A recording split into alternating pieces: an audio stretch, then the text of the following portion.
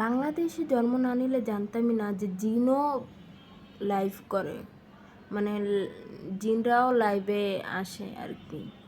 তো কী লেভেলের মানুষ সাইকো হলে, সাইকোপ্যাথ হলে যে তারা একটু ভাইরাল হওয়ার জন্য যে এভাবে ভিডিও করে মানে দেখায় যে আমার জিন আসছে। ভাই, আপনার যদি সত্যি জিন আসতো না, তাহলে আপনি যদি সত্যি অসুস্থতা প্রথমেই দেখাইছে, রক্ত বেরোইছে, সে অসুস্থ ফিল করতেছে, তাও সে বোরকা দেখাইতেছে, আপনি যদি সত্যি অসুস্থ হইতেন না, তাহলে আপনি সাথে সাথে লাইভ অফ করে দিতেন, আপনি লাইভ অন রাখতেন না।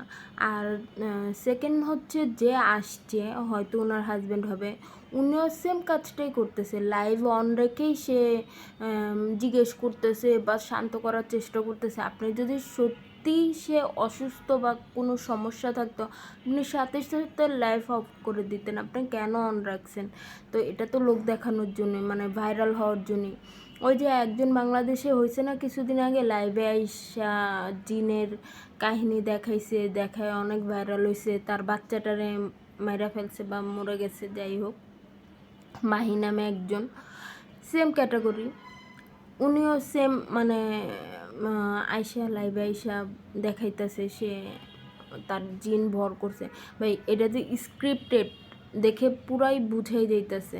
নাটক করেন, এমনভাবে করেন যেটা কেউ ধরতে পারবে না, এমনভাবে কেন করেন যেটা মানুষ ধরতে পারবে? আর পাবলিক কি পাগল?